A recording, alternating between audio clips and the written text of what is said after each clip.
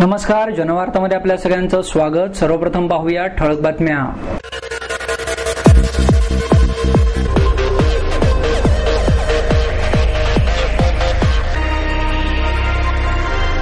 कारगिल विजय दिनानिमित्त शहरात विविध कार्यक्रमांचे आयोजन। मराठी ही विज्ञानाची भाषा बनवण्यासाठी प्रयत्न करायला पाहिजेत, ज्येष्ठ संगणक तज्ञ डॉक्टर विजय भटकर यांचं प्रतिपादन।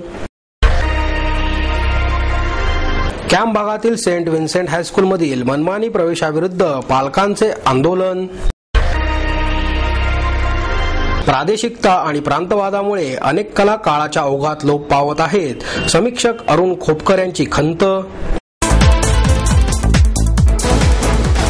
कारगिल विजय दिनानिमित्त शहरात विविध कार्यक्रमांचे आयोजन करण्यात आले। एरवी आपण friendship day, Valentine's day, rose day यासारखे डेज न चुकता साजरे करतो। मात्र मिलिटरी गर्ल्स हॉस्टेलमधील सुनीता पांडे, ज्योती काळे, शीतल माने आणि अर्चना पवार या मुलींनी कारगिल दिनाचे औचित्य साधून शहीद झालेल्या जवानांना अलका थिएटर चौकात मेणबत्त्या पेटवून श्रद्धांजली अर्पण केली आणि विजय दिन साजरा केला। कारगिल विजय दिनानिमित्त अपेक्स करिअरच्या वतीने परमवीर चक्र प्राप्त शहीद कॅप्टन विक्रम बत्रा यांचे वडील गिरधारीलाल बत्रा आणि आई कमलकांता बत्रा यांचा सत्कार कर्नल रॉय यांच्या हस्ते करण्यात आला। यावेळी अपेक्सचे संचालक प्रदीप ब्राह्मणकर उपस्थित होते। लष्करी सेवेत आल्याने जीवनाला एक वेगळी दिशा मिळते, सामान्य व्यक्तीपेक्षा वेगळी अशी जीवनशैली आणि ओळख मिळते।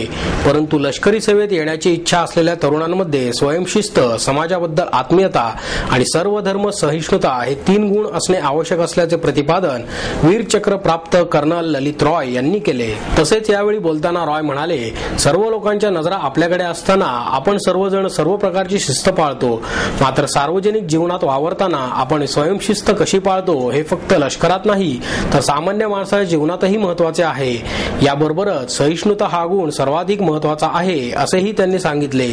कारगिल युद्धाच्या आठवणी सांगताना रॉय म्हणाले, कारगिल युद्धात आम्ही 3 बरोबर युद्ध केले। पहिले म्हणजे पाकिस्तानी दहशतवादी, मात्र या दहशतवाद्यांबरोबरच आम्हाला समुद्र सपाटीपासून 80,000 फुटांवरील वातावरणात पाठीवर 35 पौंडाचे वजन घेऊन लढावे लागले आणि या अतिशय प्रतिकूल वातावरणात उद्भवलेल्या आरोग्यविषयक समस्या हे आमच्या समोरचे मोठेच आव्हान होते। अशा प्रतिकूल परिस्थितीमध्येही जवानांनी हार न मानता प्राणांची बाजी लावली आणि देशाचे संरक्षण केले। गिरधारीलाल बत्रा म्हणाले, आज गलेलट्ट पगाराच्या मागे तरुण धावत आहेत, मात्र आपण स्वतःसाठी काय मिळवले यापेक्षा देश घडवण्यात काय योगदान दिले हे महत्त्वाचे आहे। सध्या अनेक तरुण हे देश सेवेपेक्षा आधुनिक तंत्रज्ञान आत्मसात करण्याकडे भर देत आहेत। त्यात जितके फायदे आहेत तितकेच तोटेही आहेत याची कल्पना असणे गरजेचे आहे। त्यामुळे तरुणांनी देश सेवेला वाहून घेण्यासाठी लष्करी सेवेत यावे असे आवाहनही बत्रा यांनी यावेळी केले।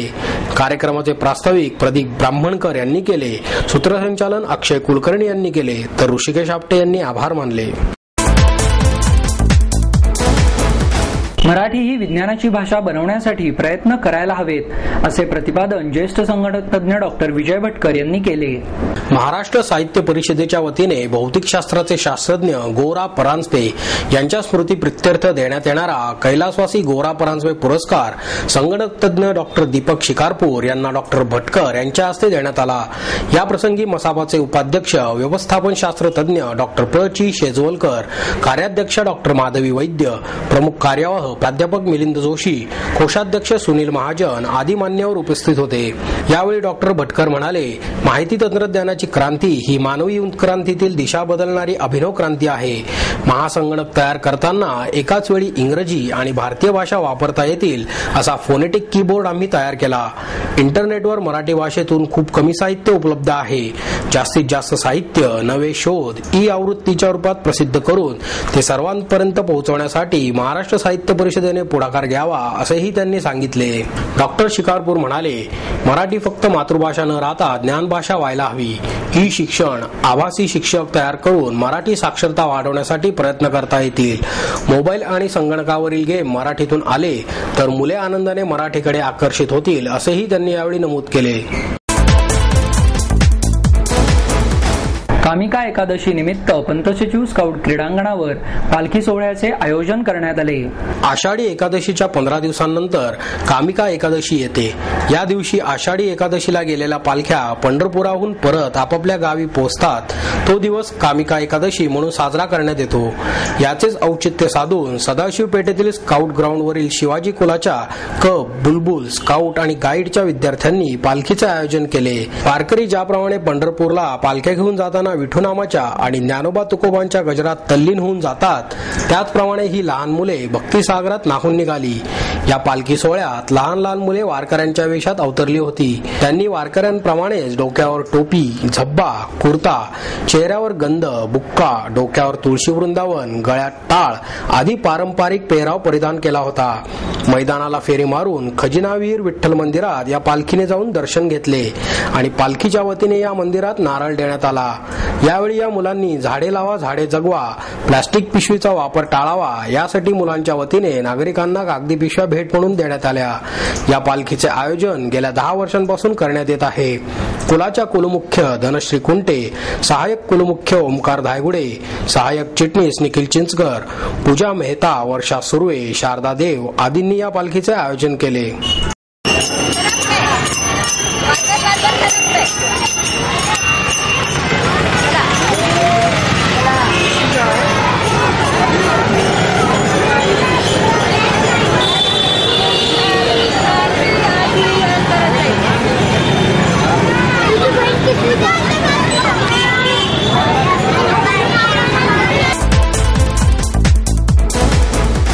कॅम्प भागातील सेंट विन्सेंट हायस्कूलमधील मनमानी प्रवेश प्रक्रियेविरुद्ध पालकांनी आंदोलन केले. प्रवेश प्रक्रिया नावापुरती राबवून मनमानी प्रवेश दिले आहेत. प्रवेश प्रक्रियेची नेमकी वस्तुस्थिती शाळेने जाहीर करावी या मागणीसाठी पालकांनी शाळेसमोर आंदोलन केले. शाळेने विद्यार्थ्यांना प्रवेश देण्यासाठी डिसेंबर महिन्यातच प्रवेश प्रक्रिया राबवली होती. एका अर्जाची किंमत 500 रुपये होती. मार्च महिन्यात पूर्वपरीक्षा घेण्यात आली. मात्र तोंडी आणि लेखी परीक्षेत मिळालेल्या गुणांच्या आधारावर गुणवत्ता यादी तयार करण्यातच आली नाही. शाळेने फक्त अंशतः यादी लावली आणि उर्वरित जागा संस्थेने दळून ठेवल्या. 10 जून रोजी शाळेने प्रवेश संपल्याची नोटीस लावली. काही सदन पालकांकडून मोठी रक्कम उकळून त्यांच्या पाल्यांना प्रवेश देण्यात आले. संस्थेकडे किती प्रवेश क्षमता आहे, प्रवेशाची यादी किती विद्यार्थ्यांची लावली आणि प्रत्यक्षात किती विद्यार्थ्यांना प्रवेश देण्यात आला याची चौकशी करण्याची आणि संस्थेने खुलासा करण्याची मागणी पालकांनी यावेळी केली. सेंट विन्सेंट शाळेमध्ये गेले 5-6 महिने प्रवेश प्रक्रिया चालू आहे. त्या प्रवेश प्रक्रियेत सर्व अनागोंदी कारभार झालेला आहे. त्याची प्रश्न विचारले गेल्यास ते निवृत्त होऊन गप बसतात. तर त्याविरुद्ध नागरिकांना आणि पालकांना न्याय मिळावा म्हणून आम्ही विविध विद्यार्थी संघटना मिळून हे आंदोलन चालू केले आहे. मी स्वतः सुरेश जैन स्टुडंट वेलफेअर असोसिएशनचा मित्र, शैलेश बड्डे राष्ट्रवादी काँग्रेस, नितीन गुजराती पुणे शहर काँग्रेस कमिटी, प्रशांत गांधी राष्ट्रवादी विद्यार्थी काँग्रेस. आमच्या मागण्या आहे की यांनी जो प्रवेशात गोंधळ घातलाय की प्रवेश जेवढे यांच्याकडे अवेलेबल होते त्यापेक्षा फक्त 25% प्रवेशाची यादी लावली आणि 75% प्रवेश यांनी नियमबाह्य पद्धतीने भरलेले आहेत. मी इथं गेले 1.5 महिना झाले पाठी लावलेली आहे की सर्व प्रवेश संपलेले आहेत. पण गेल्या 1.5 महिन्यानंतरही इथं रोजचे 5-10 प्रवेश मिळून 250 ते 300 जणांना प्रवेश दिलेले आहेत. आणि जे पालक सकाळी येऊन संध्याकाळपर्यंत थांबतात गेले 20-20 दिवस त्यांना प्रवेश देत नाही. मात्र इथं कुणी मोठ्या आलिशान गाडीतून येतो आणि तो प्रवेश घेऊन जातो, अशा प्रकारचे चित्र पाहावयास भेटत आहे. तर यामध्ये नक्कीच काही गोड बंगाल आहे आणि त्याची चौकशी व्हावी ही आमची प्रमुख मागणी आहे. वनौषधी आपले मोठे शक्तिस्थान असून त्याच्या लागवडीसाठी शेतकऱ्यांनी पुरेपूर प्रयत्न करावेत, असा सल्ला डॉक्टर जयंत अभ्यंकर यांनी दिला. शारंगधर फार्मास्युटिकल्स कंपनीच्या वतीने औषधी वनस्पतींच्या लागवडी संदर्भात शेतकरी मेळाव्याचे आयोजन करण्यात आले. यावेळी व्यासपीठावर कृषी संशोधक डॉक्टर खाशेराव गलांडे, तेजोमय घाटगे उपस्थित होते. यावेळी डॉक्टर जयंत अभ्यंकर यांच्या हस्ते औषधी वनस्पती विषयक पुस्तकाचे प्रकाशनही करण्यात आले. शेतीमध्ये औषधी वनस्पतींच्या लागवडीचे फायदे सांगताना बोलताना ते म्हणाले, सद्यस्थितीत फार्मास्युटिकल कंपनीला थेट शेतकऱ्यांकडून फक्त 5% औषधी वनस्पतीचा पुरवठा होतो आणि उर्वरित होलसेल मार्केटमधून होतो. त्यामुळे आता शेतकऱ्यांचे हित लक्षात घेऊन थेट शेतकऱ्यांकडूनच या औषधी वनस्पती खरेदी करण्याचा शारंगधर कंपनीचा उद्देश आहे. शेतकऱ्यांनी कंपनीशी सल्लामसलत करून घेतलेले 1/2 एकर मधील संपूर्ण उत्पादन घेण्यास कंपनी बांधील असेल, अशी माहितीही त्यांनी यावेळी दिली. डॉक्टर गलांडे म्हणाले, शेतकऱ्यांनी पारंपरिक शेती करताना आधुनिकतेची जोड देणे आवश्यक आहे. शेती व्यवसायाकडे जास्तीत जास्त सुशिक्षित लोकांनी वळावे. तेजोमय घाटगे यांनी राष्ट्रीय औषधी वनस्पती अभियान, शासकीय योजना आणि हर्बल गार्डन आणि इतर शासकीय योजनांची माहिती दिली. शारंगधर फार्मास्युटिकल कंपनीचे प्रकल्प अधिकारी सुनील देशपांडे यांनी सूत्रसंचालन केले. प्रादेशिकता आणि प्रांतवादामुळे अनेक कला काळाच्या ओघात लोप पावत आहेत, अशी खंत समीक्षक अरुण खोपकर यांनी व्यक्त केली. ज्येष्ठ संगीतकार भास्कर चंदावरकर स्मृती दिनानिमित्त आयझेनस्टाईन आणि भारतीय सौंदर्य कल्पना या विषयावर व्याख्यानमालेचे आयोजन करण्यात आले. यावेळी मीना चंदावरकर, रोहित चंदावरकर आदी उपस्थित होते. यावेळी बोलताना खोपकर म्हणाले, भारतीय संस्कृतीची जडणघडण येथील कला आणि कलाकारांमुळे अधिक समृद्ध झाली. यामुळे जगातील सर्वात समृद्ध संस्कृती म्हणून भारताची ओळख आहे. कोणतीही कला त्या काळातील मानवजातीची आणि संस्कृतीची ओळख असते. ही कला जेवढी प्रगल्भ होईल तितकाच तो समाज प्रगत होत जातो. सध्या वैयक्तिक, सामाजिक आणि राजकीय स्वार्थासाठी कलेची चेष्टा सुरू आहे.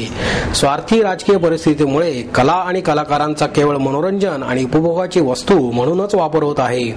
सोयीस्कररित्या राजकीय आणि वैयक्तिक हस्तक्षेपामुळे सांस्कृतिक क्षेत्राचा स्तर खालवत चालला आहे. त्यामुळे संस्कृती गढूळ होत आहे, असेही ते म्हणाले. या प्रसंगी खोपकर यांच्या हस्ते मूळ नक्षत्रांचे देणे या सीडीचे प्रकाशनही करण्यात आले. कवितांचा अर्थ नव्याने पोहोचवणाऱ्या नक्षत्रांचं देणं या सीडीचं प्रकाशन होत आहे.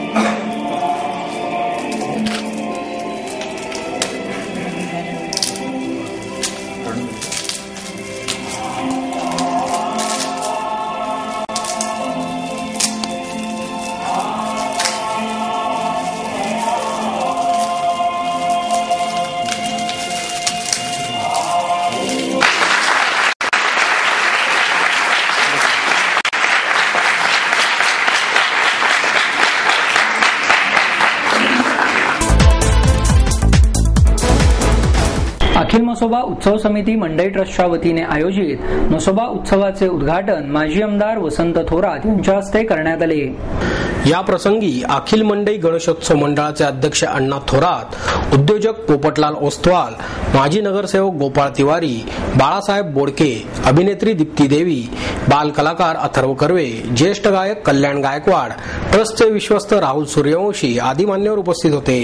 तू सुख करता देवा तुझ्या दारी आलो, आई भवानी तुझ्या कृपेने, राधा ही बावरी, घागर घेऊन खेळ मांडला यासारख्या 51 सरस आणि दमदार गीते सादर करणाऱ्या कार्तिकी गायकवाड, आर्या आंबेकर आणि कौस्तुभ गायकवाड यांच्या गाड्यांनी उत्सवास प्रारंभ झाला. कार्तिकी गायकवाड हिने तू सुख करता या गीताने उत्सवाचा श्रीगणेशा केला. त्यानंतर दिनबंधू तू गोपाला, उघड्या पुन्हा जाहल्या, सजदा यासारखी गीते गाऊन उपस्थितांच्या टाळ्या मिळवल्या. तर आर्या आंबेकर हिने पुण्याची मैना सादर करून प्रेक्षकांच्या टाळ्या मिळवल्या. झुमका गिरारे हे गीत जुन्या कालखंडामध्ये सर्वांना घेऊन गेले. त्यानंतर आर्या आणि कार्तिकी या दोघींनी मिळून नवरी आली हे लोकप्रिय गीत सादर केले. या दोघींप्रमाणेच कौस्तुभ गायकवाडनेही उपस्थितांची मने जिंकली. नाशिक येथील अमोल पालेकर आणि ग्रुपने वाद्यवृंदाची साथ संगत केली. प्रास्ताविक निवृत्ती जाधव यांनी केले, तर सूत्रसंचालन मिलिंद कुलकर्णी यांनी केले.